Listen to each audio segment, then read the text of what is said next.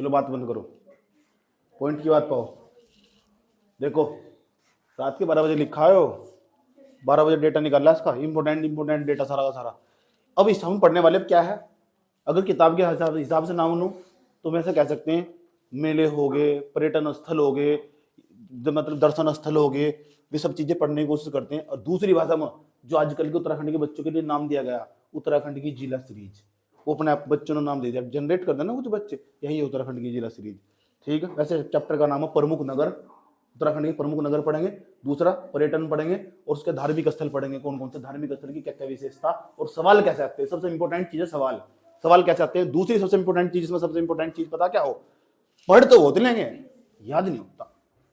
ठीक, पढ़े बहुत लेंगे याद नहीं होता, कुछ समय के बाद भूल जाएंगे, समस्या यही आने वाली, सबसे बड़ी समस्या इसमें। इतना सारा डेटा पढ़ा दो इतना, तो हम इतना ही पढ़ने वाले होंगे जितना याद रख सकते होंगे। हमारे पुराने पूर्वज कहा करते थे बेटा रोटी इतनी खानी जितनी अंदर खपा सको, फालतू मत खाना बिल्कुल भी। कोई भी भूखा नहीं मरा, खा के ही मरा। सही बात है, समझ गए ना, कोई भी भूखा नहीं मरा, खा के मरा। अच्छा चलो, तो आज हम क्या पढ़ने वाले, आज हम पढ़ने वाले देहरादून। मैंने पहला जिला पढ़ाना स्टार्ट कर दिया। पहले देखो कभी कितनी बार पढ़ाया था तुम्हें, इस बार थोड़ा नया कर दिया डेटा का डेटा सारा का सारा। आराम से पढ़ेंगे, यहाँ तक जो सवाल बने हुए, जो सवाल बने हुए उन सारे सवालों पर फोकस करेंगे। जितने भी सवाल बने हुए सब आ जाएंगे इसमें, A to Z, जो फेमस पॉपुलर सवाल है। तुम नए नए फैक्ट के चक्कर में ना वो सवाल भी छोड़ दो जो बेसिक और वो गलत कर पाओ जाकर। एक चीज सोचने वाली जरूरत है, पता क्या जरूरत है, जब मैं किसी चीज को पढ़ता रहूं ना, पढ़ते वक्त जैसे मैं 3 पेज पढ़ लेना मैंने, तो फिर पता क्या सोचूं, ये मेरे याद नहीं हो रहा, तो फिर पता क्या सोचूं, ये यहाँ उत्तराखंड में किसी के याद नहीं होने का। क्यों? अरे यार मेरे जैसे पढ़ने वाला छात्र जब उसकी याद नहीं हो रहा तो फिर बच्चों का क्या हाल चाल होगा। समझ में आया बात है? तो बेसिकली सोचने की जरूरत है।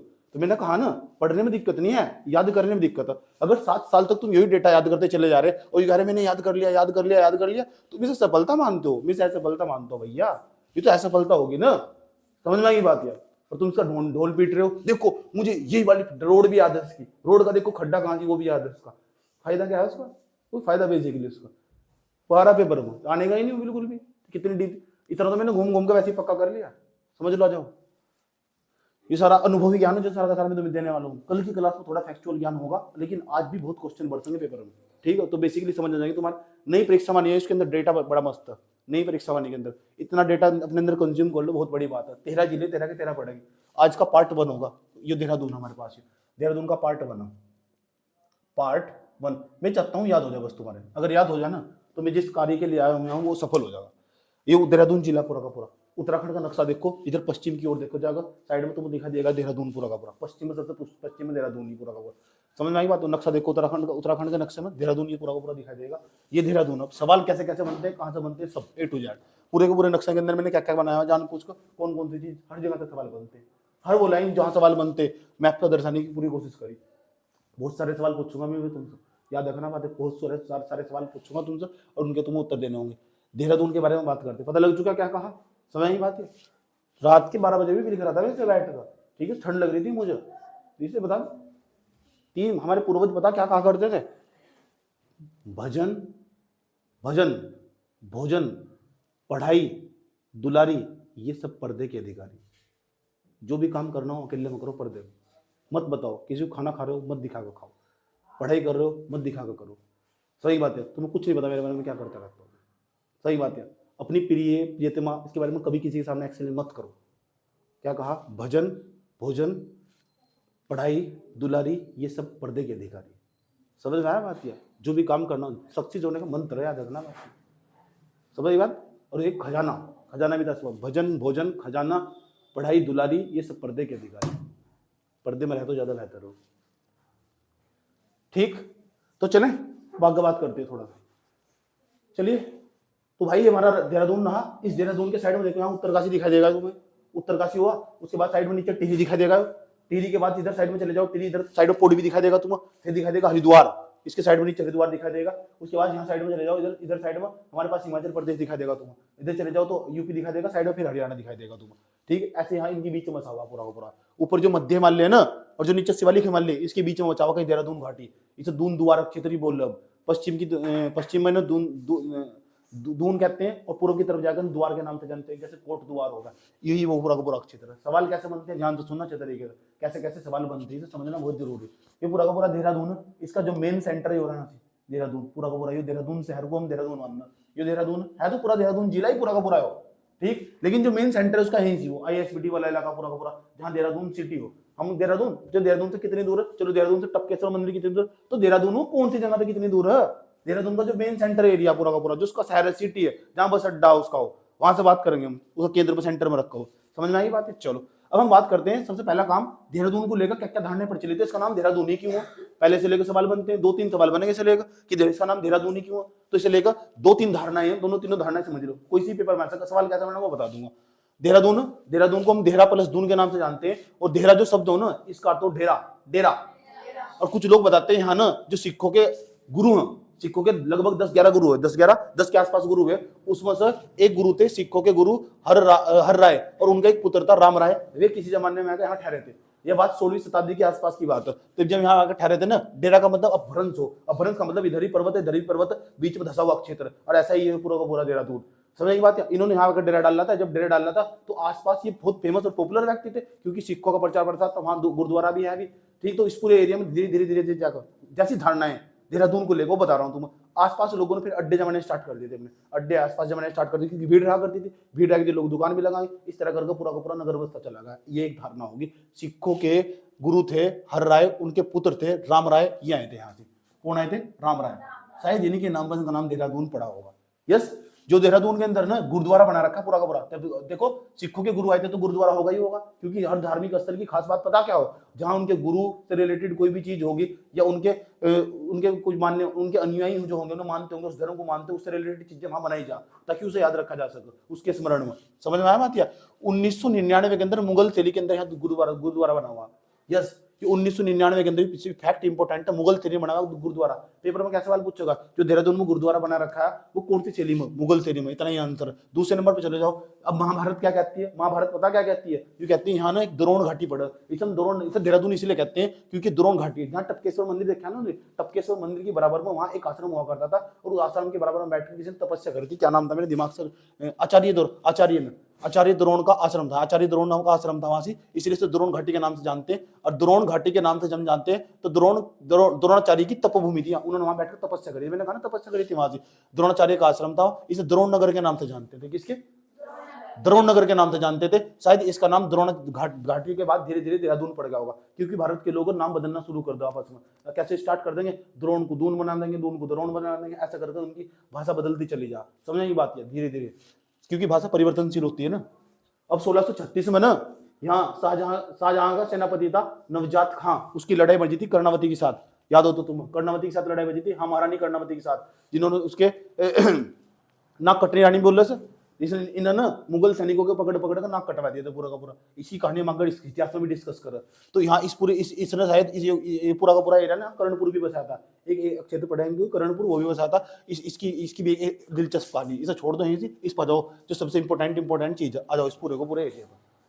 देहरादून की क्या खास बात है? देहरादून की पता क्या खास बात है? लिटरेसी रेट के मामले में सबसे ऊपर है, जो हमारा साक्षरता दर है ना, उसके मामले में सबसे ऊपर है पूरे उत्तराखंड के अंदर सबसे। इसका यहाँ जो है ना लिटरेसी रेट 100% हो चुका था, 100% लिटरेसी रेट था, एक भी अनपढ़ व्यक्ति नहीं है। समझ बात है। लेकिन 2011 की जनगणना के मुताबिक देखो मैं इसका लिटरेसी रेट तो पूरे उत्तराखंड के अंदर सबसे ज्यादा। अब मैं यही उल्टा सवाल पूछता हूँ तुमसे, जब मैं उत्तराखंड का पढ़ाऊंगा हुआ, सही बात है, तो उत्तराखंड का और भारत का तुम्हें पता होना चाहिए। देखो कितना कैसे पढ़ना पड़ता है, कैसे पेपर में सवाल बनते हैं, तुमसे पूछा जाएगा। चलो बताओ कि भारत का जो हो लिटरेसी रेट कितना था? भारत का लिटरेसी रेट का मतलब जानते हो ना, साक्षरता दर कहाँ की सबसे ज्यादा?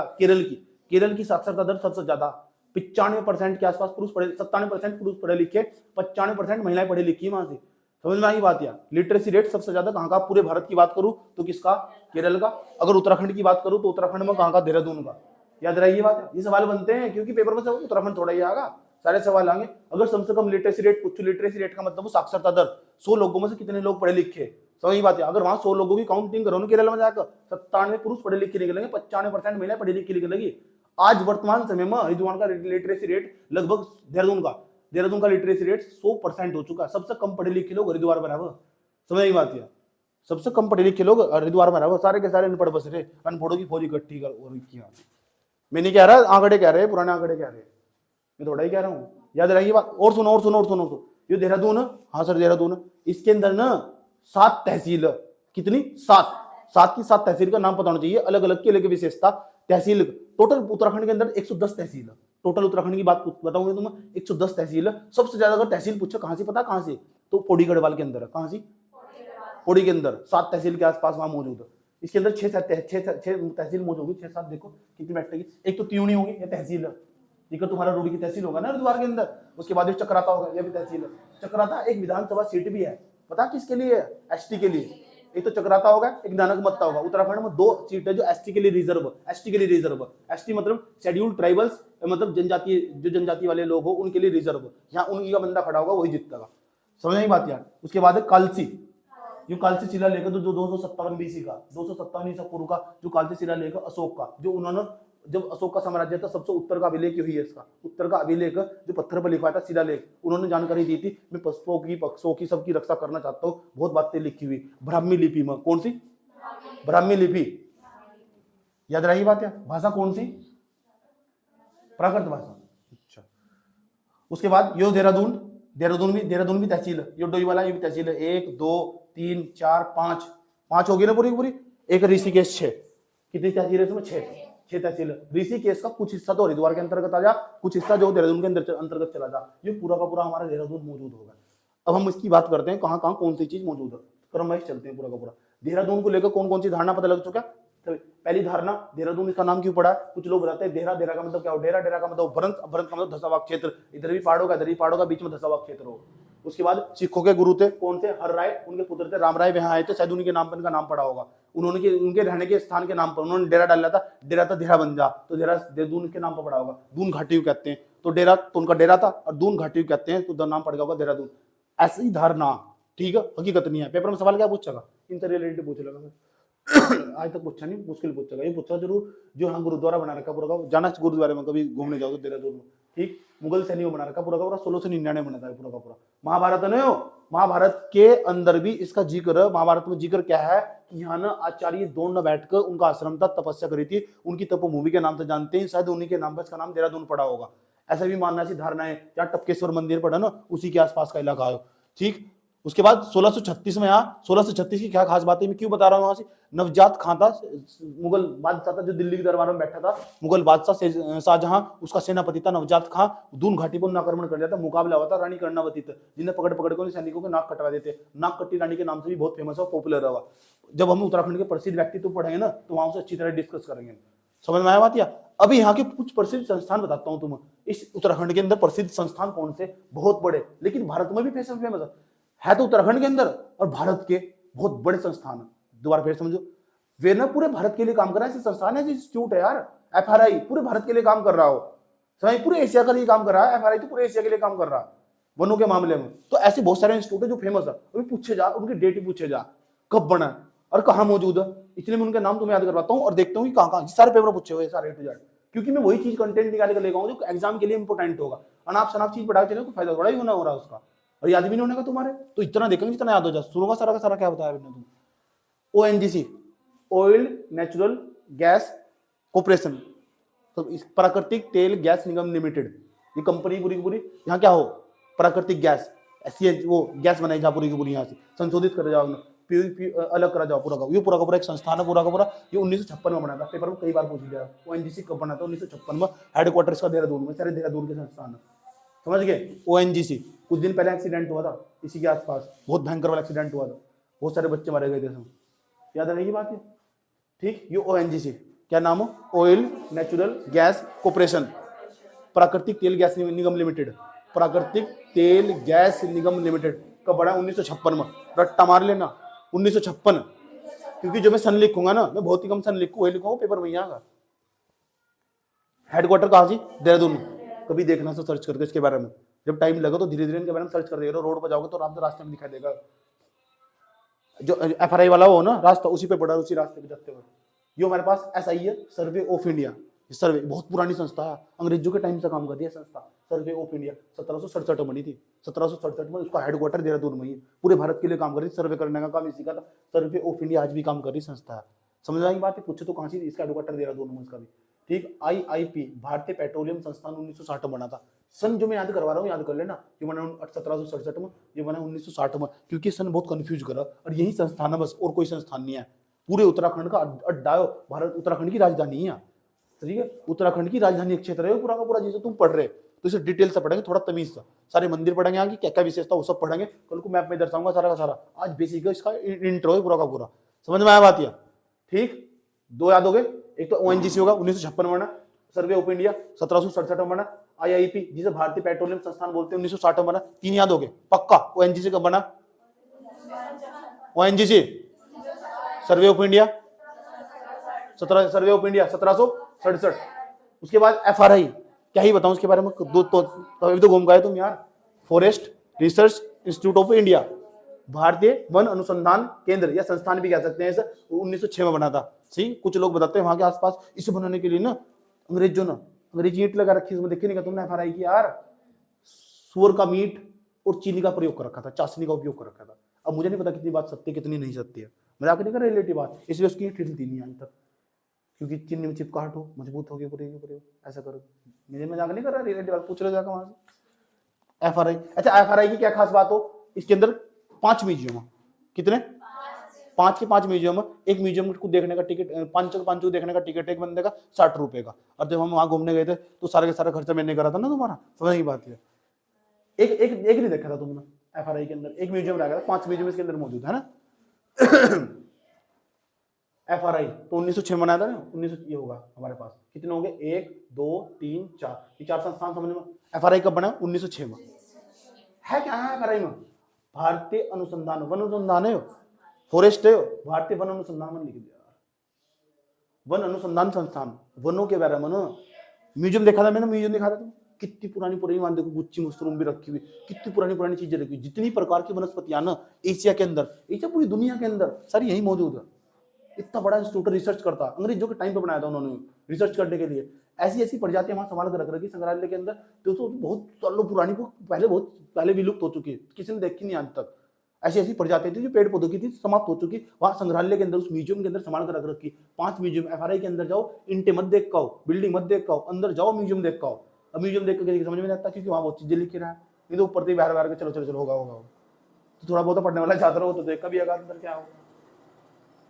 IMA, Indian military academy, NDA वालों की ट्रेनिंग होया, सीडीएस वालों की, एनडीए वालों की ट्रेनिंग होया, इंडियन मिलिट्री एकेडमी। अकादमी एक प्रकार की है, 1932 बनी थी, जब अंग्रेजों के टाइम पे बनी थी, समझ नहीं बात किया। उसके बाद हमारे पास कोई जब गोलमेज सम्मेलन चल रहे थे ना, तब बनी थी A to Z। उत्तराखंड तकनीकी, ये उत्तराखंड टेक्निकल यूनिवर्सिटी, टेक्निकल जो पॉलिटेक्निक वाले होता नहीं पूरा का पूरा, उत्तराखंड में जो भी टेक्निकल होगा पूरा का पूरा टेक्निकल, बीटेक, पॉलिटेक्निक कॉलेज वालों के लिए एक पूरी यूनिवर्सिटी बना रखी, जो उनका सबका ध्यान रखा। उत्तराखंड टेक्निकल यूनिवर्सिटी, वो भी देहरादून में इसका हेडक्वार्टर है। सन याद रखना इसका, सन जिसका पूछा जाए मैंने उसका लिख रखा है। जब मैं ओवरलोडिंग नहीं करना चाहता फैक्ट की, तुम भूल जाओगे, जब मैं भूल जाऊंगा तुम भी भूल जाओगे, तुम मनुष्य नहीं हो। भारतीय सुदूर संवेदी संस्थान, सुदूर संवेदी संस्थान क्या है यार? मौसम के बारे में जानकारी देने वाला संस्थान भी यही भारत के बारे में। सही बात, देहरादून में इसका हेडक्वार्टर है। आईएमडी का नाम सुना तुमने? आईएमडी, ये आईएमडी की संस्था बना रखी है यहीं से पूरी डिपार्टमेंट जानकारी ले मौसम के बारे में, कहाँ मौसम का हाल चाल क्या है, कल को बारिश पड़ेगी नहीं पड़ेगी, कहाँ बिजली फटेगी नहीं फटेगी, क्या हो रहा, बाढ़ कहाँ की, भूकंप कहाँ का, क्या होगा, मौसम के बारे में, भूकंप के नहीं, मौसम के बारे में जानकारी देना। ये संस्थान ये भी यहीं से, भारतीय सुदूर संवेदी संस्थान। उत्तराखंड का पेपर देने जा रहे हो, अगर तुम पूछ लो भारतीय सुदूर संवेदी संस्थान, सीधा दिमाग को देहरादून बजाना चाहिए। ज्यादातर संस्थान राजधानी में बनाए जा, ये बात दिमाग में रट्टा मार लो। अगर बेसिकली इंदिरा गांधी राष्ट्रीय वन अकादमी, इंदिरा गांधी राष्ट्रीय वन अकादमी, ये भी कहां से? देहरादून के अंदर। ये सर नो, और ये तो मैं तुम्हें बताई, ये तो घुमा के भी लेकर आता देहरादून जू के अंदर। देहरादून जू नहीं है, जू नहीं है, वो नहीं है, जू हो, जू चिड़ियाघर। सही बात है, उत्तराखंड का पहला चिड़ियाघर है। इसे पुराना नाम क्या था इसका? Malsi deer park. अब इसे डियर पार्क के नाम से जाने, डियर पार्क चलो, यही हो, याद रही बात है। अब उसके बाद कुछ लोग क्या बताते हैं, कुछ लोग बताते हैं यार उत्तराखंड का जो पुराना, याद हो गया, सुनो ना, बता। एफआरआई कब बना? भारतीय पेट्रोलियम संस्थान, ओएनजीसी कब? Survey of India, very good. उसके आईएमए परसों थोड़ा बनाया हो, 1932 में बनाया हो, ठीक है। था तो अस्तित्व भी नहीं होगा उस टाइम का। उपनाम सुनो, उपनाम देहरादून का उपनाम देख लो क्या हो, एक तो नाम हो, एक उपनाम हो। तो उपनाम देख लो कि वो क्या नाम है इसका, द्रोण नगरी के नाम से भी सही जाते हैं। कुछ लोग पृथ्वीपुर कहते हैं, इसका पूरा नाम पृथ्वीपुर भी है, पेपर में आ जाना पृथ्वीपुर निम्नलिखित में से किसका नाम है? देहरादून का ही नाम। यस, अभी पहले बेसिक फैक्ट तो याद कर लो यार। पृथ्वीपुर इसका ही नाम है, द्रोण नगरी इसका नाम है, पृथ्वीपुर इसका ही नाम है।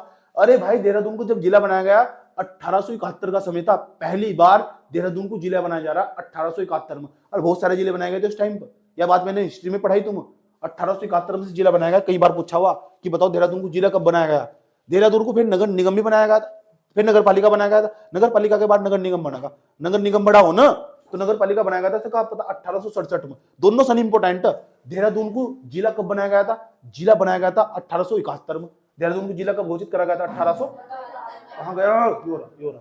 सही बात है। और ये मेरठ मंडल के अंतर्गत आता था पहले, मेरठ के अंदर आते थे हम पहले। मेरठ मंडल के अंदर बहुत सारे जिले आते थे, तो क्योंकि हम पूरा का पूरा ऊपी था। क्या था? ऊपी। यूपी नहीं कहता, यूपी क्या का अपमान करना, ऊपी बोल लो, ऊपी। यूपी वाले करीब बोल लो ना, यूपी वाले यूपी नहीं बोलते, ऊपी बोल लो। याद रही बात है? ठीक, चलो मेरठ मंडल के अंतर्गत आता था। अच्छा, उसके बाद क्या हुआ? अरे 75 का टाइम आया, 1975 में इंदिरा गांधी सरकार ने पता क्या करा? कौन सा मेरठ मंडल हटाओ, मेरट मंडल से हटा दिया था, गढ़वाल मंडल में शामिल कर दिया इंदिरा गांधी ने। गरी तुम्हें नहीं पता, ठीक है, अलग करो इसे, साइड कर दिया इसे, अलग जिला।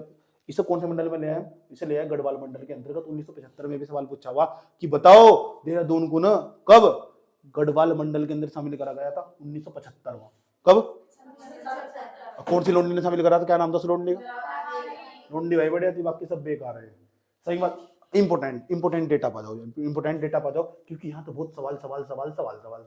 मैंने ध्यान लग रखे जनसंख्या घनत्व, कभी भी उत्तराखंड देहरादून का जनसंख्या घनत्व मत याद करना, इसलिए लिखा ताकि जनसंख्या घनत्व समझा सकूं और ये समझा सकूं कि भारत के उत्तराखंड क्या करवा सकूं।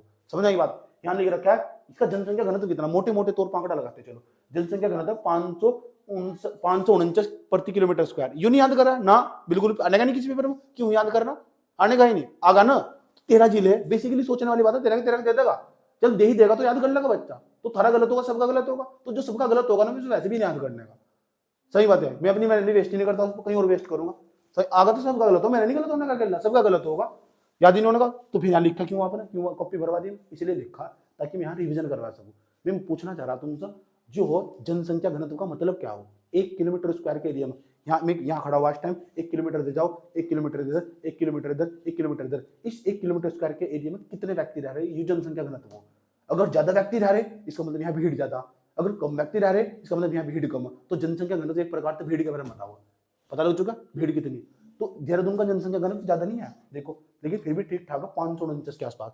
पेपर में सवाल पता क्या पूछो? उत्तराखंड का, पूरे उत्तराखंड का जनसंख्या घनत्व कितना? देहरादून को छोड़ दो तुम, एक पर्टिकुलर क्षेत्र होगा, तो देहरादून का छोड़ दो तुम, पूरे उत्तराखंड का बताओ कितना। अब बताओ उत्तराखंड कितना? ये पेपर में सवाल पूछो। इसका आना 189। कब? कितना? 189 किलोमीटर स्क्वायर पूरे उत्तराखंड का है। पूरे उत्तराखंड का 189 किलोमीटर पर स्क्वायर, किलोमीटर स्क्वायर।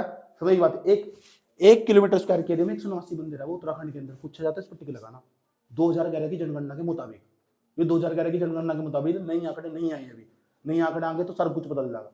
बात बताओ जनसंख्या घनत्व का मतलब समझ में आया? अब ये भी पता लग चुका उत्तराखंड का कितना, ये याद करना 549 वाला नहीं याद करना, पता लग चुका। अब ये पता लग चुका उत्तराखंड का कितना। मैं ये पूछना चाह रहा उत्तराखंड के अंदर सबसे ज्यादा जनसंख्या घनत्व कहाँ का? तो आप बताओगे हरिद्वार का 801, सबसे ज्यादा भीड़ हरिद्वार वालों ने कुछ नहीं करा जनसंख्या बढ़ाने के मामले में। सही, इसके अलावा जनसंख्या बढ़ाया इन्होंने, बस जनसंख्या बढ़ाते चले गए। 801 1 किलोमीटर स्क्वायर के एरिया में इतनी भीड़ है। लोग बाहर बाहर तक बच रहे हैं, जब तक शेड्यूल लगाने हाथ सारे लोग बिजनौर के सारे यहाँ के बस गए, सारे बिजनौर यहाँ रहे। समझ बात है? नहीं, यूपी का आधा यूपी यहीं आ गया ना पूरा का पूरा, पता लग चुका। सारे के सारे, सारा का सारा यूपी, आधा यूपी उठ कहीं आएगा, कुछ एरिया का आधा यूपी कहीं आएगा। रोजगार नहीं आता ना इसमें, पिछड़े वाले क्षेत्र में, नगीना धामपुर वाले क्षेत्र वाले इस क्षेत्र में सारे के सारे यहाँ के बस गए। चले तो जनसंख्या बढ़ती चली गई, बढ़े, अब तो और भी बढ़ गया होगा, अब तो जा रहा होगा 1000 के भी पारी हो।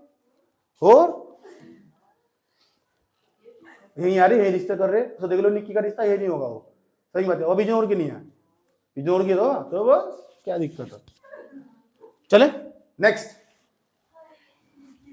आगे चले। हाँ हम कुछ बता रहे थे तुम्हें। हाँ, जनसंख्या घनत्व, जब जनसंख्या घनत्व की बात, उत्तराखंड का कितना जनसंख्या घनत्व? 189 किलोमीटर स्क्वायर, 189 प्रति किलोमीटर स्क्वायर। 1 किलोमीटर स्क्वायर के एरिया में इतने लोग रहा उत्तराखंड में। भारत का कितना जनसंख्या घनत्व? 382। सब बस, वेरी गुड। 382 भारत का जनसंख्या घनत्व, 382 भारत का किलोमीटर स्क्वायर, ठीक, 382 प्रति किलोमीटर स्क्वायर। 382 प्रति किलोमीटर स्क्वायर, 1 किलोमीटर स्क्वायर के लिए भारत का पूछे तो 382 पेपर में सवाल पूछे हुए हैं। जब जनसंख्या पढ़ने को दी जाए तो भारत की जनसंख्या ज्यादा जोड़ के पढ़ी जा, जनसंख्या जनगणना जोड़ के पढ़ी जा, जनगणना पूरी पूरी याद रहा ये बात है, इसलिए रिवीजन करवा रहा हूँ कहीं। उसके बाद लिंगानुपात यहाँ का 902 हो, मतलब लिंगानुपात का क्या मतलब हो, इसका मतलब 1000 बच्चे पैदा हुए ना, उसमें से 902 तो लड़कियां, बाकी बताओ कितने बच्चे रह गए। देहरादून का, तो देहरादून का याद नहीं करना, किसने कहा याद करो देहरादून का ना। सबसे ज्यादा लिंगानुपात याद करना, पता कहाँ का सबसे ज्यादा लिंग। अच्छा सबसे पहले सारा काम छोड़ो, चलो 3-4% सुनो। सबसे ज्यादा जनसंख्या घनत्व पूछो, सबसे ज्यादा जनसंख्या घनत्व पूछो तो हरिद्वार का कितना 801, हरिद्वार का जनसंख्या घनत्व 800 कितना 1, याद रहेगी बात है। तो बीच में पर्यटन नीति पढ़ाने वाला, वो नई पर्यटन नीति आई 7 सालों के लिए लागू करी इन्होंने, मार्च 2023 के आसपास की बात है, 17 मार्च के आसपास, अगर मैं गलत नहीं, हाँ 17 मार्च, देखो पूरी फिक्स डेट है 17 मार्च 2023 को ना ये पॉलिसी लिया है उत्तराखंड की सरकार। अब पॉलिसी लेकर आई 7 सालों की पर्यटन नीति लेकर आए, और पर्यटन नीति में कुछ लक्ष्य रखे हुए पेपर पूछे जाएंगे स्टेटमेंट बनाकर। अभी मैं छेटे रहा हूँ, जो पढ़ा रहा हूँ उसे याद कर लो पूरा का पूरा। अभी लक्ष्य बड़े काम के, इन्होंने शहरों को ना, उत्तराखंड के शहरों को 4 से 3 श्रेणी में बांट दिया, श्रेणी ए, श्रेणी बी, श्रेणी सी, ऐसे सवाल हो या पेपर हुआ सही, मतलब पढ़ाने वाला हूँ पूरा का पूरा। लेकिन मैं जहां जहां पढ़ा रहा हूँ पहले उसे याद कर लो, जो याद करवा रहा हूँ। अभी उत्तराखंड की बात कर ली हमने, भारत की बात कर ली। भारत में सबसे ज्यादा जनसंख्या घनत्व कहाँ का, बिहार का, बहुत बुरा हाल है। 1000 से ज्यादा लोग व्यक्ति रहा हुआ 1 किलोमीटर स्क्वायर के एरिया में, बहुत बुरा हाल है, बहुत भीड़ है बिहार के अंदर। सबसे कम जनसंख्या घनत्व कहाँ का, भारत में, सबसे कम जनसंख्या घनत्व पूरे भारत में। ये पढ़ रखी इन्होंने जनगणना, ये तक इन्हें पता ही नहीं, 2011 तो बीत गया। अरुणाचल प्रदेश का जनसंख्या घनत्व सबसे कम है। ऐसे जिले का नाम बताओ उत्तराखंड के जहां का जनसंख्या घनत्व सबसे कम हो। रुद्रप्रयाग हो गया, उत्तरकाशी हो गया, सही बात है, रुद्रप्रयाग, चंपावत हो गया, बागेश्वर होगा, ये कम कैटेगरी में हो जहां बहुत कम लोग रहते हैं। सीधे एक घर यहाँ दिखाई देगा, एक घर 500 मीटर बाद दिखाई देगा, ऐसे करोगे। हाँ उत्तरकाशी मुझे पता है, सर नो चले।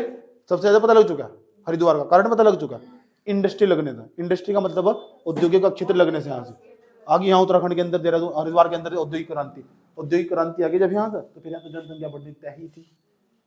चलो अच्छा और बताओ सर। अच्छा रुको, इसके साथ साथ काफी रिवीजन कर रहे हैं। लिंगानुपात देहरादून का याद करना नहीं, लिंगानुपात लिख कर तो एक बहाना था ताकि लिंगानुपात समझा सको। 1000 पुरुषों पर अगर किसी एरिया के अंदर 1000 बच्चे पैदा हुए, 2000 बच्चे पैदा हुए, 2000 बच्चों में से 1000 तो निकल गए पुरुष, तो महिलाएं पता कितनी पैदा हुई। महिला 1000 पुरुषों पर जो महिलाएं वो कितनी 902 इस पूरे एरिया में। इंपोर्टेंट पेपर में यो आगा, भारत में, उत्तराखंड में उत्तराखंड का लिंगानुपात पहले नहीं बताओ, उत्तराखंड का लिंगानुपात कितना, उत्तराखंड का 943, भारत का बताओ 963। उत्तराखंड का लिंगानुपात पता नहीं चाहिए तुम्हें, उत्तराखंड का लिंगानुपात कितना ही पड़ रहा है, उत्तराखंड का लिंगानुपात कितना ही पता करना, बताना लिंगानुपात तुम बताना। सबसे ज्यादा लिंगानुपात कहाँ का, सबसे अधिक उत्तराखंड में, सबसे अधिक लिंगानुपात कहाँ का, उत्तराखंड में। ये बात उत्तराखंड की 1139, 1000 पुरुषों पर, ये बढ़िया, या महीना है सही बात। यहाँ जाओ शादी कर दी तो कैसे हो, सही बात है। उत्तराखंड में सबसे ज्यादा लिंगानुपात कहाँ का, अल्मोड़ा का। सबसे ये बताओ मुझे कि जो उत्तराखंड का लिंगानुपात कितना पूरे उत्तराखंड का, जिस तरह तुमने बताया था उत्तराखंड का जो जनसंख्या घनत्व था बताया था, उत्तराखंड का लिंगानुपात बताओ कितना, जल्दी बता दो नहीं तो खाल उतार दूंगा, डंडा ले आऊंगा ठाक। 963। चलो उत्तराखंड का लिंगानुपात कितना, लिंगानुपात का मतलब पता लग चुका, पूछ लूंगा। यही लिंगानुपात का मतलब क्या बताया मैंने, क्या हो लिंगानुपात, प्रति 1000 पुरुषों पर कितनी महिलाएं। अच्छा प्रति 1000 पुरुषों पर उत्तराखंड का लिंगानुपात कितना, 963। इसका मतलब जानो क्या हो, 1000 पुरुष है उत्तराखंड में, अगर कहीं काउंटिंग करना शुरू कर दम, 1000 पुरुष निकलेंगे तो 963 क्या निकलेंगे महिलाएं। अच्छा घटाइयो करेगी इसमें कितना बैठेगा, घटाओ कितना बैठेगा, 7 बताओ, 47 37 बैठेगा। इसका मतलब पता क्या हो, अगर 1000 पुरुषों की शादी होने लगी ना, 937 लड़के वैसे घूम जाएंगे, सही बात है, होने के नहीं, कुछ दिक्कत ही नहीं है। अच्छा, ये लिंगानुपात ने इस बात का भी प्रतीक हो, सुनो, लिंगानुपात इस बात का प्रतीक हो, ये आंकड़े ना हमेशा विश्लेषण का चीज हो, आंकड़े विश्लेषण करके पता लगा, पता इतना कम लिंगानुपात है, इसका मतलब वहां का समाज कितना बड़ा अनपढ़, महिलाओं के साथ कितना भेदभाव कर रहा है। अब देखो अल्मोड़ा के अंदर देखो 1139, वहां के लोग बिल्कुल भी भेदभाव नहीं करते महिलाओं के अंदर, बिल्कुल भी। क्यों? 1000 पुरुषों 1139 महिला है, 139 फालतू ही है, आराम से वैसे ही घूम जाएगी वहां महिला है। सही बात है। इसका मतलब पता क्या, वहां का समाज पढ़ा लिखा समाज है, ठीक है। हाँ, तो इस एरिया में सबसे कम लिंगानुपात कहाँ का होगा? सबसे कम लिंगानुपात उत्तराखंड के अंदर हरिद्वार का, उधम सिंह नगर का, प्लान एरिया का। सारे लोग अनपढ़, गर्भ में ही महिलाओं की, लड़कियों की हत्या कर दी जा, गर्भ के अंदर ही, उसका जेंडर चेक करवा कर। इसी लिंगानुपात यहाँ का अनपढ़ता का प्रतीक हो, यही तो अनपढ़ता का प्रतीक हो, लड़का लड़की में भेदभाव ना करना। लिंगानुपात जरूरी याद करना, पता लग चुका, आंकड़ों के लिखने में भी काम आओ। तो उत्तराखंड का लिंगानुपात 963 याद करवाना बहुत जरूरी यार। सबसे ज्यादा कहाँ का? 1139। कहाँ का लिंगानुपात? सबसे कम लिंगानुपात कहाँ का होगा? हरिद्वार का। ठीक, और चलो, तो लिंगानुपात की बात। अच्छा, भारत में सबसे ज्यादा लिंगानुपात कहाँ का? सबसे भारत में, पूरे भारत में सबसे ज्यादा लिंगानुपात कहाँ का? बेटे पेपर में पूरा हो, पेपर सबसे ज्यादा लिंग सर्च करिए बरे, सबसे ज्यादा लिंगानुपात कहाँ का? भारत में, भारत के अंदर, भारत में सबसे ज्यादा लिंगानुपात कहाँ का? भारत में सबसे अधिक लिंगानुपात, यही तो पढ़ना हो, सबसे अधिक लिंगानुपात, अधिक लिंगानुपात कितना? पूरे भारत में सबसे। अच्छा, सबसे कम कहाँ का होगा? सबसे कम देखो, सबसे कम लिंगानुपात कहाँ का? पूरे भारत के अंदर सबसे कम लिंगानुपात कहाँ का? मैं भी कह रहा, आज नहीं तो कभी नहीं, भारत के अंदर सबसे कम भारत के अंदर बताओ कहां तक का? जल्दी बताओ, भारत में सबसे कम लिंगानुपात कहां का है?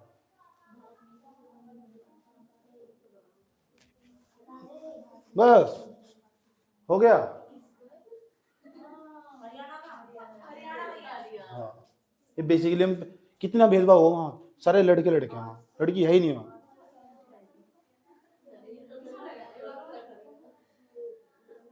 क्या ये प्रिया के रुमाल का क्या हाल होगा यार, बेचारे ने दिया था मुझे नाक साफ करने के लिए, मोड़ साफ कर रहे, बात ना करो। कितना होगा? हरियाणा 800, कितना बुरा हाल है, सबसे कम लिंगानुपात है यहाँ का। एक गांव तो बिल्कुल ऐसा, वहां एक भी लड़की नहीं है घर में, किसी घर में एक भी लड़की नहीं है, लड़के सबके यहाँ। शादी क्या बाहर से लेगा, अब वैसे घूमा जाओ।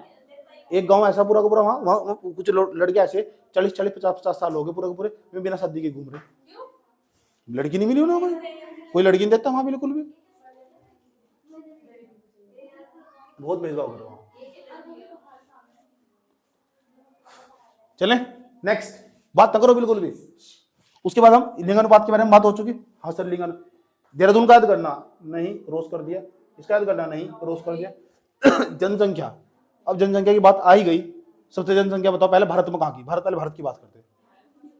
पूरी दुनिया की जनसंख्या बताओ कितनी? पूरी दुनिया की लगभग 8.2 अरब के आसपास।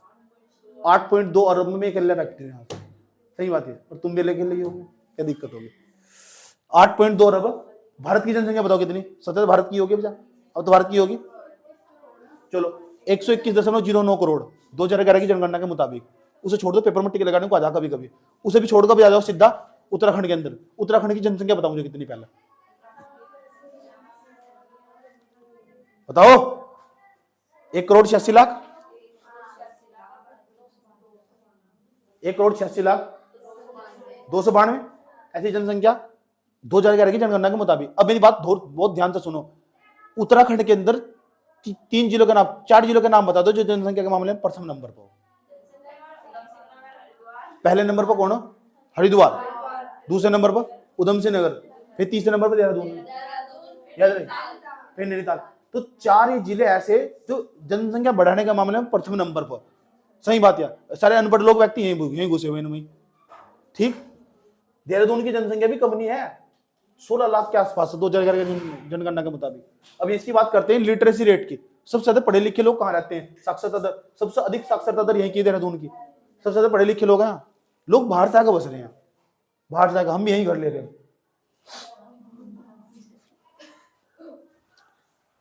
89.40% के आसपास यहाँ मेल पढ़े लिखे,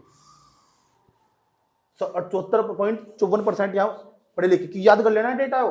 क्यों? तुमसे पूछेगा देहरादून का जो पुरुष साक्षरता दर हो कितना, तो 89.40%। अगर तुमसे पूछे बताओ कि जो देहरादून का, एक ही याद करना और किसी जिले का याद नहीं करना, क्योंकि सबसे ज्यादा है ना, जिसका सबसे ज्यादा याद करना पड़ा। कितनी परसेंट महिलाएं पढ़ी लिखी? 78.54% के आसपास महिलाएं पढ़ी लिखी हैं। एक ही जिले का याद करना बस, से याद रहेगी बात है, कोई प्रॉब्लम यहाँ तक। नेक्स्ट, उसके बाद देहरादून सुनो, 8 दिसंबर 1998 को, 9 दिसंबर 1998 को देहरादून नगर निगम बना था। 9 दिसंबर 1998 को देहरादून क्या बनेगा था? नगर निगम।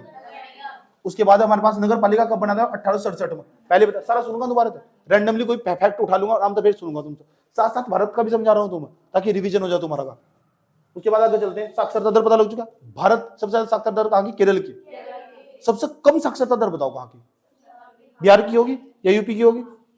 बिहार, यूपी, पश्चिम बंगाल, सबसे कम पढ़े लिखे लोग यही रहे। चेक कर लेंगे बात, मजाक नहीं करना। सबसे कम साक्षरता दर भारत में कहाँ की?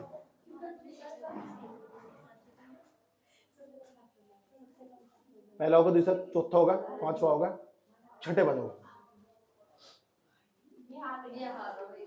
अयो ना हमारा बिहार में। घर जाकर कभी खाकी वेब सीरीज देखना, खाकी। चुप हो जाओ, बात ना करो। राष्ट्रीय उद्यान, बात मत करो प्लीज। ये हमारे पास देहरादून है, ये देहरादून है नहीं हमारे पास। राष्ट्रीय उद्यान कौन सा है यहाँ से? Rajaji national park. और ये जो राजाजी नेशनल पार्क है ना, 1983 में ये वन्य जीव अभ्यारण्य था। और वन्य जीव अभ्यारण्य था ना, यो देहरादून में, हरिद्वार में, पौड़ी में फैला हुआ। हेडक्वार्टर इसका देहरादून में, राजाजी नेशनल पार्क का। अगर तुम्हें कभी जाना हो राजाजी नेशनल पार्क में घूमने, तो यहाँ एंट्री मार सको तुम देहरादून में। हेडक्वार्टर इसका यहीं से, आराम से घूम घाम गाओ पूरा का पूरा, जीप जाप लेके जाओ, कोई दिक्कत नहीं है। सही बात है। तो राजाजी नेशनल पार्क 1983 में बना हुआ, 1983 में। उसके बाद भारत के अंतिम गवर्नर जनरल थे ना, जो गवर्नर जनरल थे, उनका नाम था श्री राजगोपालाचारी। उनके नाम पर इनका नाम राजाजी नेशनल पार्क पड़ा हुआ, ताकि उन्हें भी याद रखा जा सके, जिंदा रखा जा सके। कल को मैं मर रहा हूँ तो मेरे याद में कुछ बनवाओगे नहीं बनाओगे? अपने बार का खड़ंजा बनवा दी मेरी याद में। इतना ही बताने मेरा, और क्या है? क्या पता नहीं, याद रही ये बात है। इसी तरह तो भारत के लोग ऐसे ही हो, किसी रोड का नाम रख देंगे या किसी पार्क का नाम रख देंगे, ताकि उन लोगों को जिंदा रखा जा सके। आज भी में लोग जिंदा रहा। भगत सिंह पार्क ऐसे का नाम रख देंगे, इंदिरा गांधी पार्क ऐसे जगह का नाम रख देंगे, स्कूल का नाम रख देंगे। तो तुम मेरे नाम से क्या बनवाओगे? लाइब्रेरी बनवाओगे। चलो वो बात। लव पार्क कौन बोल रहा? बदतमीज आदमी। राष्ट्रीय उद्यान राजाजी नेशनल पार्क 1983 में बना था। देहरादून में इसका हेडक्वार्टर है। उसके बाद ये हरिद्वार होगा हमारे पास, ये पौड़ी होगा, तीनों को मिलाकर बना हुआ। ठीक। भारत के अंतिम गवर्नर जनरल थे, कौन थे? श्री राजगोपालाचारी। उन्हें याद रखने के लिए, जिंदा रखने के लिए, यादों में तो जिंदा रहेंगे। चलो अब इंपॉर्टेंट बात, कुछ जगह ऐसी प्रसिद्ध मंदिर है बहुत, जहां तुम पक्का गए होंगे, कुछ जगह तुम नहीं गए होंगे। यहाँ बच्चे बहुत कंफ्यूज हो मंदिर में, मारे जहाँ बच्चे उत्तराखंड में, अगर तुम मंदिर पढ़ रहे हो ना, मंदिर उनके याद नहीं होते। ठीक है, तो कल को इनका ना सारा का सारा मैप में लोकेट करूंगा यहाँ, जो खास है, जो पक्का पूछे जाएंगे। कुछ पूछे नहीं जाने तो क्यों याद करने? जो पूछे नहीं जाने क्यों याद करने? जबरदस्ती के ठा के लेके आ रहे, ढूंढ का मंदिर। आधे पता लग रहा है इस पूरे एरिया में झाड़ झकाड़ है, लेकिन मंदिर का नाम है ना, तो जो किताब वाले उसे जान पूछ के लेंगे, चाहे वो आयोग ने तो पूछा नहीं, अपना कॉपी किताब अच्छा बनाने के लिए उसमें डाकर डाल देंगे। बच्चे की खोपड़ी खराब, याद ही नहीं होने का उसका। जब मेरे नहीं याद हो रहा, थारे कैसे याद हो जाएगा? हो तुम ऊपर से टपके हुए इंसान हो ना, सोच करो, बेसिकली सोचने कॉमन सेंस वाली बात है। आ जाओ मंदिर। क्या तुम्हें संतला देवी मंदिर देखा? शीतला देवी मंदिर, ठीक, रास्ते में पड़ा, देहरादून में जाइए, रास्ते में पड़े, भीड़ लगा, रविवार को भीड़ रहा है अभी बहुत ज्यादा। उसके बाद टपकेश्वर, सबने फोटो खींच रखे, जल ऊपर तक टपकता रहा। टपकेश्वर मंदिर देहरादून में 5-6 जगह तो है ही घूमने की। नंबर फर्स्ट बुद्धा टेम्पल, जितने भी जोड़े हो सारे बुद्धा टेम्पल पे जाकर बैठे, वहां कोई रोक ठोकता है थी, समझ की बात है, बात ना करो। दूसरा टपकेश्वर मंदिर, टपकेश्वर मंदिर ही तो प्रसाद चढ़ा गए थे तुम उसको, बस ठीक है यार, ऊपर तो जल टपकता रहा, आया समझ में? ठीक, वही तो बात ना करो, जहाँ कदल का मत्था लगा दबदे से नीचे नीचे जो चल रही, वही तो टपकेश्वर मंदिर। बुद्धा टेम्पल बुद्धा टेम्पल सबसे मस्त जगह लगी मुझे बुद्ध टेम्पल। 5-10 मिनट आराम से शांति से बैठ जाओ। तुम तो वहां ध्यान भी करवाते शायद मैंने तुम, है ना, सबसे मस्त जगह। मैसू देवता, ये रहा मैसू देवता का मंदिर, मैसू देवता का मंदिर, बात ना करो, ये रहा मैसू देवता का मंदिर। मास्टर प्लान में डाल दिया सर, उत्तराखंड सरकार ने मास्टर प्लान में डाल दिया मैसू देवता के मंदिर को। अभी से ना फंडिंग देंगे और सब डेवलप करेंगे उस आसपास के एरिया को, ताकि यहाँ पर्यटन यात्री की और भीड़ लग सके, सरकार यहाँ तो और पैसा कमा सके। डाट काली, सबसे पहले इस पे तो गए थे तुम घूमने, सबसे डाट काली, प्रकाशेश्वर महादेव, नहीं सुना होगा, पेपर में टिक मार देना, मैंने भी देखा, टाइम मिल लगा देखने का, ये सारे देख रखे मैंने। तपोवन मंदिर देखा, तपोवन मंदिर कलकुनी के बारे में डिटेल से पढ़ाऊंगा सारा, यहाँ इसके अंदर नाम बता रहा हूँ अभी, समझ लो। उसके बाद इस्कॉन टेम्पल, इस्कॉन के बारे में जानते हो तुम, नहीं पता? एक मिनट रुको दिखाता हूँ, चलो बात ना करो, इंपॉर्टेंट पॉइंट पर जाओ। परशुराम मंदिर पूछे भी पूछ पड़ेगा, अरे भूल जाओगे भाई, भूलना तय है। इसलिए मैंने कल वाली क्लास में ना एक पार्ट और रखा इसका, उसमें सारे के सारे जितने फैक्ट है ना सारे याद करवा दूंगा मैं। आसपास की जगह याद रहा ना तो फैक्ट याद रहा है। ऊपर सुन लो, पढ़ने को तो 1000 चीजें पढ़ लो, याद कुछ है नहीं, कोई फायदा हो रहा है। सुन लो, शीतला देवी मंदिर हो गया, टपकेश्वर मंदिर हो गया, बुद्ध टेम्पल हो गया, मैसू देवता का मंदिर होगा, डाटकाली होगा, इस रास्ते जाते डाटकाली पर होकर जाएगा। उसके बाद या प्रकाशेश्वर महादेव होगा, तपोवन मंदिर होगा, इस्कॉन टेम्पल होगा, परशुराम मंदिर होगा, ये सारे के सारे मंदिर दे रहे उनके मंदिर। पूछो कोई से मंदिर का नाम देखो, उठा पूछ लो कहाँ सी, तो चार जहां तुम घूम ले हो तो तुम भूलने के नहीं, जहां तुमने नहीं देखा ना तो सर्च करके देख लो, क्या दिक्कत होगी, समझ की बात है, तो सर्च कर दे। अब मेला कहाँ लगा, मेला कहाँ लगा, कल को भी पढ़ाऊंगा इसके बारे में, कल को मैं नीति पढ़ानी, मुझे पर्यटन नीति जो आई 13 जिले पढ़ेंगे ना, उन 13 जिलों के अंदर बार बार भी मैं पर्यटन नीति का जिक्र करूंगा। 3 बार अब तक उत्तराखंड की पर्यटन नीति आ चुकी है, 3 बार पर्यटन नीति। उस पर्यटन नीति के अंदर समझ में आता बच्चों क्या लिखा हुआ, पेपर में सवाल स्टेटमेंट में बना पूछेगा जो 17 मार्च 2023 को पर्यटन नीति आई थी उत्तराखंड सरकार की, उस पर्यटन नीति 7 सालों की पर्यटन नीति लागू करी ना 2030 तक रहेगा पर्यटन नीति वा। पर्यटन को आने के लिए क्या क्या सुविधा देनी चाहिए, क्या क्या होगा, किस तरह कौन कौन सा एरिया हमारा और डेवलप करेंगे, ताकि पर्यटन यात्रियों के लिए हब बनाया जा सके, पूरी दुनिया का हब बनाया जा सके। पूरी दुनिया के पर्यटन यात्री हिमाचल प्रदेश में जाओ घूमने, कश्मीर क्या लेने जा रहे हैं, हमारे यही कश्मीर है यार, आ जाओ, क्या कर रहे हो सोनू यार, तुम कहाँ जाते हो घूमने, हमारे यही कश्मीर आओ, यहाँ घूमने। बाहर के लोग नहीं सारे के सारे, एंटोनिया मेरी जितनी फ्रेंड है बाहर की, अमेरिका की, न्यूजीलैंड की, फ्रांस की, सारी फ्रेंड यही यहाँ घूमने, यही है कश्मीर। तो हम इन्हें काम करें, हम करेंगे 50,000 करोड़ रुपए खर्च, 40-50,000 करोड़ रुपए ना करो खर्च। 2023 में बोल रहा है बात, बोल रहा है और काम करना शुरू कर दिया। उस पर बात करेंगे क्या कहा उन्होंने। उत्तराखंड के शहरों को ना, उत्तराखंड के शहरों को 3 श्रेणी में बांट दिया, श्रेणी ए, श्रेणी बी, श्रेणी सी। और श्रेणी ए और बी और सी में अगर तुम कोई भी घूमने का, ताकि पर्यटन यात्री यहाँ आ सको, कोई भी एडवेंचर पार्क वगैरह कुछ ऐसी चीजें खोलनी है, तुम कोई चिड़ियाघर खोलना तुम बैठकर, तो तुम्हें सरकार 35% की सब्सिडी, 50% की सब्सिडी पैसा दे रही। सब्सिडी का मतलब है तुम पैसा लगाओ अपनी तरफ, तो कुछ सरकार देगी और सरकार को वापस देने की जरूरत नहीं है इस पैसे को। कितना मजा आ रहा पूरा का पूरा, जानते हो, ठीक है, और देखते हैं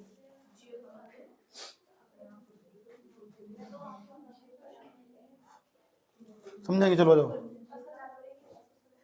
चले सुनो, बात करो। प्रसिद्ध मंदिर होगा, प्रसिद्ध मेला कौन कौन था, जोनसार बाबर का मेला सबसे ज्यादा फेमस है। जोनसार बाबर का क्षेत्र पूरा, जो हनोल, पूरे देहरादून के अंदर सबसे उत्तरी कस्बा हनोल, सबसे उत्तरी कस्बा, क्यूट जिसे बोलते कस्बा, हनोल सबसे उत्तरी कस्बा। जोनसार बाबर के लोगों का सर्वाधिक सबसे बड़ा तीर्थ स्थल है हनोली और हनोल। ये हमारे पास त्यूणी होगा, त्यूणी तहसील है। ये हमारे पास टाइगर फॉल होगा, चक्राता होगा। तो ये हमारे पास देखो, यहाँ यमुनोत्री ने, यमुनोत्री से यमुना नदी निकल के आ रही है, जो ब्लू कलर से बनाई गई यमुना नदी है, यमुनोत्री से निकल के आ रही है। यमुनोत्री ग्लेशियर कहाँ पड़ा, उत्तरकाशी के अंदर पड़ा, याद रहा ये बात है, उत्तरकाशी के अंदर पड़ा, यमुना नदी निकल के आ रही है। यमुना नदी यहाँ से ना कालसी में जाकर कौन सी नदी मिल जाए, कौन सी नदी मिल रहा है, टोंस नदी से, टोंस नदी और टोंस नदी से मिल जाएगी कालसी के पास। कालसी में शिलालेख भी है, किसका, वो तो अशोक का शिलालेख 257 BC का हो, याद रही बात है। कालसी वही स्थान है पूरा का पूरा। या ना टोंस नदी कैसे मिलकर बना, टोंस नदी 2 नदियों से मिलकर बनेगी, एक तो डोगरा कवारक क्षेत्र, एक हमारे पास डोगरा कवारक क्षेत्र, वो पड़ेगा हिमाचल प्रदेश के अंदर। वहां से निकलेगी कौन सी, रूपिन सुपिन, और रूपिन पता कहां से निकलेगी, स्वर्गारोहिणी ग्लेशियर तक, स्वर्गारोहिणी ग्लेशियर तक उत्तरकाशी में पड़ा, और वहां से निकल के आगे तो रूपिन सुपिन आपस में मिल जाएगी, तो बन जाएगी टोंस नदी। गुच्चू पानी का नाम सुना है? वो टोंस नदी का पानी आ रहा सुन, सही बात है। टपकेश्वर मंदिर का नाम सुना है तुमने? उसके नीचे वो नदी से जा रही थी, वो उसी का पानी, टोंस नदी का ही। समझ में आई बात है? वो टोंस नदी का ही पानी है। याद रहेगी बात? या धीरे धीरे याद आगे जाकर ना, यहाँ डाक पत्थर के पास सुन लो, ठीक, इसमें यहाँ ना एक वो परियोजना बना रखी है हमने देहरादून के आसपास, नेटवाड़ा जल विद्युत परियोजना। नेटवाड़ा जल विद्युत परियोजना ऊपर बना रखी इस नदी पे। पूछ लगा तुमसे नेटवाड़ा जल विद्युत परियोजना कहाँ पड़ा? इस नदी में पड़ा पूरा का पूरा, ठीक। एक पार्ट तोड़ लेना मुझे उसका, उसमें सारी चीजें क्लियर कर दूंगा। सारा मैप पर दर्शाऊंगा ना, पूरा पूरा समझ लो अच्छी तरह। टोंस नदी निकली, टोंस नदी किन दो नदी था मुझे पता लग गया, एक तो रूपिन था, एक सुपिन। सुपिन कहाँ से निकले? हिमाचल प्रदेश था। हिमाचल प्रदेश से, हाँ हाँ हिमाचल, कौन से? डोगरा का बारक क्षेत्र था। डोगरा का बारक क्षेत्र कौन से निकला? सुपिन। और सुपिन कहाँ से निकलेगी? स्वर्गारोहिणी ग्लेशियर का। स्वर्गारोहिणी ग्लेशियर कहाँ पड़ा? उत्तरकाशी में। दोनों निकल गए यहाँ से, धीरे धीरे आगे चलेंगे, धीरे धीरे आगे बढ़ेगी, उनकी धारा मिल जाएगी। जब आपस में मिल जाएगी उनकी धारा आगे बढ़ेगी तो कौन सी नदी के रूप में बनेगी? टोंस नदी के।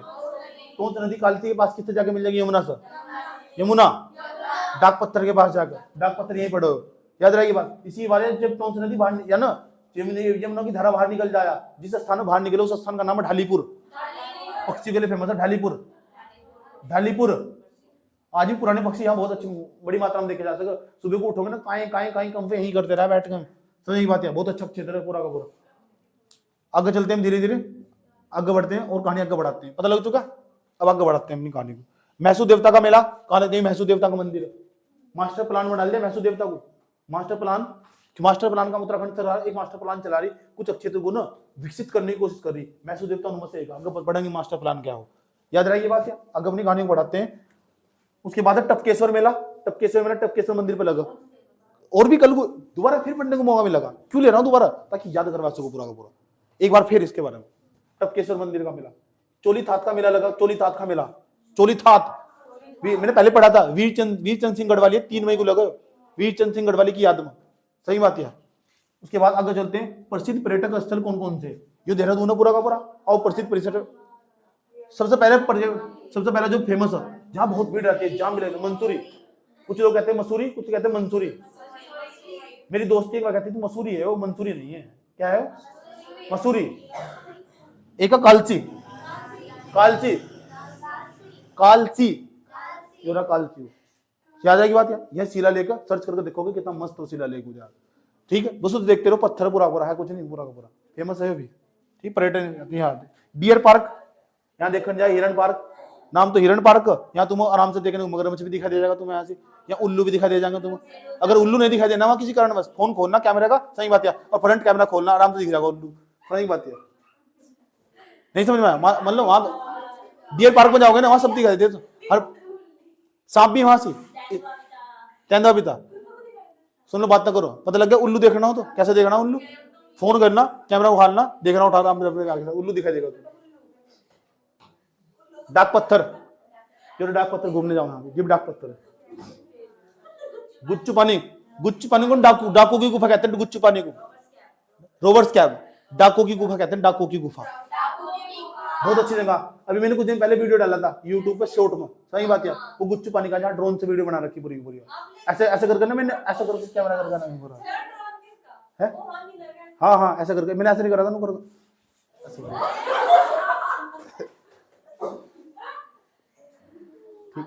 मुझे भी इंटरेक्शन मिले थे ना, तो मैं खुद थोड़ा जानबूझ कर करा था। उसने कहा ड्रोन वाले ना ऐसे ऐसे करके आपकी वीडियो बनाएंगे। ऐसे जहां मैं वीडियो बना रहा था ना, पल्ली तरफ एक जोड़ा पड़ा हुआ था मेरी पत्थर पर, वो ऐसा करके ऊपर से वीडियो बना रहा था। सही बात है, जोड़ा नहीं जानते क्या? नाग नागिन का जोड़ा नहीं आता, वो एक लड़का था एक लड़की थी। और मैं तो अखंड सिंगल व्यक्ति, मैं पत्थर पर अकेला पड़ता। मैंने कहा आप बिस्तर पड़ जाओ, अकेला पड़ गया करूँगा, यही नहीं आती यार। मुझे कहा पत्थर पर पड़ जाओ, पत्थर पर कैसे पड़ जाओ? गुच्चू पानी का तो वीडियो क्या। उसके बाद आसन ब्रिज भी यहाँ घूमने की जगह। आसन ब्रिज बात करनी दोबारा फिर सबके ऊपर। आसन ब्रिज, चक्राता, योरा चक्राता, चक्राता, ये भी घूमने की बढ़िया जगह। उसके बाद यमुना ब्रिज, नाम तुम स्वामी पहली बार सुनने, यमुना ब्रिज है भी घूमने की जगह। ठीक, एक त्रिवेणी घाट, शाम को आरती हो यहाँ से। उसके बाद आगे चलो, फन वैली, हाँ ऋषिकेश में एक फन वैली, फन वैली बहुत फेमस है ये चीज भी। ये इसके हरिद्वार वाले मार्ग पे, हरिद्वार तक निकल कर चल ऋषिकेश वाले मार्ग पे। लच्छी वाला, उसके बाद है लाखा मंडल, लाख मूर्तियों का घर, ये सारे घूमने के फेमस स्थल हैं आसिफ। कल को तमीज से पढ़ना इसके अंदर, यही है इसके आसपास ही, मंसूरी के आसपास ही। सुनो बात ना करो, यहाँ 2 हाईवे बहुत फेमस है, एक तो नेशनल हाईवे 72, एक 72A, national highway NH 72, NH 72A, 2 highway बहुत फेमस है, पॉपुलर है। सुनो बात ना करो, ये क्या ना, सुनो यहाँ ना एक आसन वेटलैंड पड़ा, यहाँ ना एक आसन वेटलैंड पड़ा।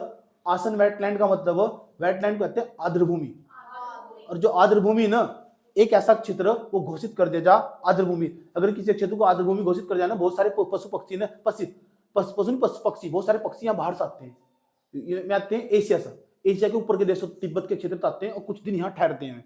हम उनका ध्यान रखना पड़ेगा। इसलिए पूरी दुनिया में एक सम्मेलन हुआ था, रामसर सम्मेलन 2 फरवरी हुआ था 1971 को। 1971 में सम्मेलन हुआ था कहाँ, रामसर शहर में। और रामसर शहर कहाँ से, ईरान के अंदर, वो ईरान में रामसर शहर, वहां सम्मेलन हुआ था उसी के नाम पर। अब जब हम किसी को रामसर साइट घोषित कर देना उस क्षेत्र पर, तो हमारी सरकार तो बचाएगी, विश्व की सरकार भी उस क्षेत्र को बचाएगी, ताकि पक्षियों का ध्यान रखा जा सके, क्योंकि वो हमारी जैव विविधता का हिस्सा। सही बात है, और जैव विविधता बची रहेगी तो हम जिंदा रहेंगे। सही बात है, जैव विविधता का मतलब जीव जंतु, पेड़ पौधे, पशु पक्षी सब बचे रहे, उनका ध्यान रखना पड़ेगा हमें। तो भारत के अंदर लगभग 85 के आसपास रामसर साइट हो चुकी। 85 रामसर साइट में एक रामसर साइट, एक आर्द्रभूमि, एक ऐसा क्षेत्र जो पशु पक्षियों के लिए फेमस हो, पशु पक्षी के लिए, जंतु के लिए, किसी विशेष क्षेत्र के लिए फेमस हो, बहुत सारी विशेषताएं हो उसके लिए फेमस हो। हमने रिजर्व कर दिया यहाँ से, उसका नाम आसन वेटलैंड 2020 में घोषित करा हमने। उत्तराखंड के अंदर एक ही रामसर साइट है, उसका नाम है आसन वेटलैंड। आसन वेटलैंड या आसन आर्द्रभूमि। यहाँ आसन नदी गुजार रखी है ना हमने यहाँ से, इसमें तो यमुना नदी में तो काट के इधर साइड में तो ये आसन नदी जा रखी है यहाँ से। ये आसन नदी पे ही आसन बैराज बना हुआ। आसन बैराज 1967 में बना था, 1967 में। और इसी के आसपास का जो क्षेत्र है पूरा का पूरा पक्षियों के लिए बहुत फेमस है। वो वहाँ पक्षी बाहर से आकर ठहरते हैं, हम उनमें मेहमान है, उनका ध्यान रखना बहुत जरूरी है। इसलिए इस क्षेत्र को आर्द्रभूमि घोषित करना। आर्द्रभूमि का मतलब क्या, नमी वाला क्षेत्र, जहाँ पशु पक्षी के लिए रहने के अनुकूल परिस्थितियां हो, तो उसे डिस्ट्रॉयड नहीं करना, उसे संरक्षित कर दिया, तार बाड़ लगा दो इसके अंदर, इसके आसपास कोई नहीं आने कब्जा। हम तो ध्यान रखेंगे, विश्व की सरकार भी इसका ध्यान रखेगी, क्योंकि जैव विविधता को बचाने पर हमारा ही हक नहीं है, पूरी दुनिया का हक है। इसलिए हम रामसर साइट घोषित कर दो। पूरे भारत के अंदर सबसे ज्यादा पूरे भारत में जो रामसर साइट है लगभग 85 रामसर साइट है। सबसे ज्यादा रामसर साइट बताओ कहां से, सबसे ज्यादा रामसर साइट मध्य प्रदेश में, कर्नाटक में। बताओ एक राज्य का नाम बताओ जहां एक भी रामसर साइट नहीं है। पंजाब, हरियाणा, बताओ एक भी रामसर साइट नहीं है राज्य का नाम। कर्नाटक में रामसर साइट बताओ, सर्च करो,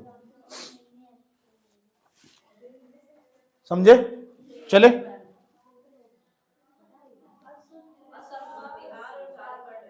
असम, बिहार, झारखंड में, ठीक। इधर देखो, सुनो, यो तिमली पास दर्रा, तिमली, अगर दर्रा पूछे तो तिमली पास है। पूरे देहरादून के अंदर सबसे दक्षिण में अगर कोई दर्रा, उसका नाम तिमली पास है। यहाँ तो गुजरते हुए ना तुम आराम से सहारनपुर की तरफ एंट्री मार सकते हो, यूपी में एंट्री मारते हो तिमली पास से गुजरते हुए। तिमली पास एक दर्रे का नाम है।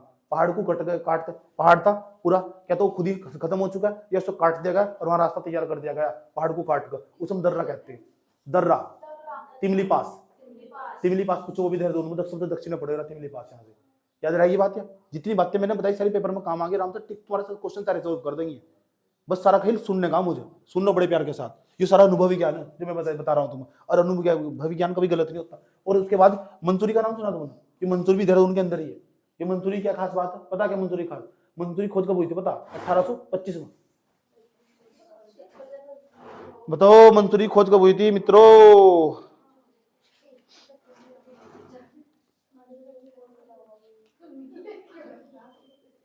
1825 में। मनिंगा होटल कब बना था? 1827 में, अगर हम गलत नहीं है तो।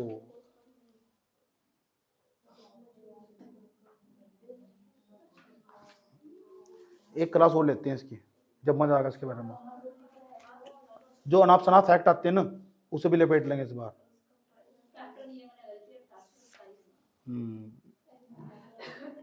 खोज 25 होगा।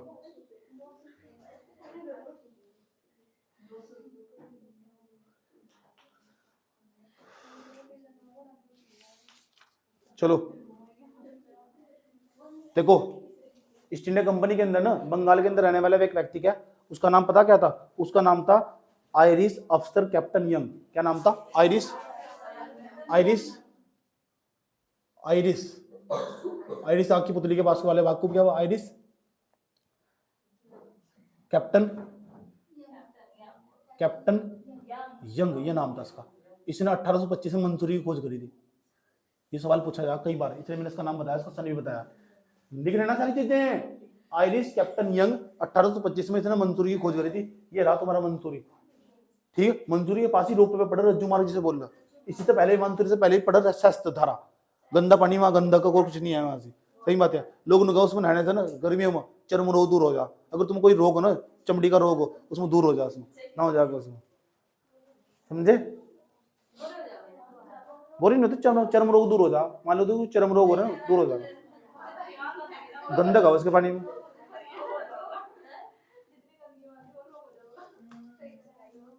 हाँ, साफ सफाई का ध्यान नहीं रखा जाता है, ठीक है। कोई दिक्कत यहां तक? 1827 में यहाँ पहली मलिंगा इमारत बनी थी। यहाँ की मलिंगार होटल, ये मलिंगार होटल है, मलिंगार होटल पहली इमारत है मंसूरी की। पहली इमारत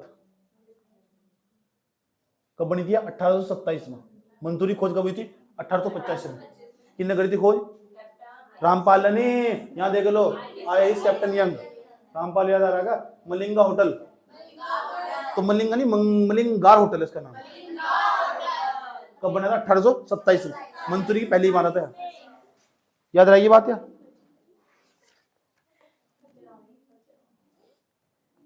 एक और चीज बताता हूं तुम्हें।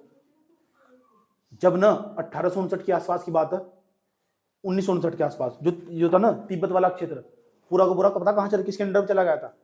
पूरा का पूरा चला गया था, ये चला गया था तिब्बत के अंडर में, उसके चाइना के अंडर में, तिब्बत वाला क्षेत्र। तब दलाई लामा नाम के व्यक्ति थे। दलाई लामा यहाँ आए थे देहरादून के अंदर 1959 में। हाँ, वकार आज भी में रखी है, बुद्धा टेम्पल में देखी थी ना वकार। अच्छा, मैंने बताया हुआ तुम उसके बारे में? दलाई लामा बैठे हुए थे, बुद्धा टेम्पल पर रखी उनकी कार भी आज भी। चलो, उसके बाद हिमाचल प्रदेश चले गए थे।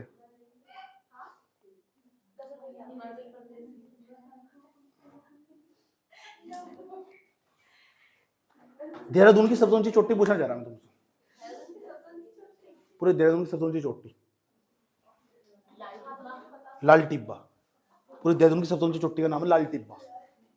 लाल टिब्बा, पढ़ने पर ध्यान दे रहा, हाथ में टिब्बा टिप्पणी दे दूंगा, याद रही ये बात। या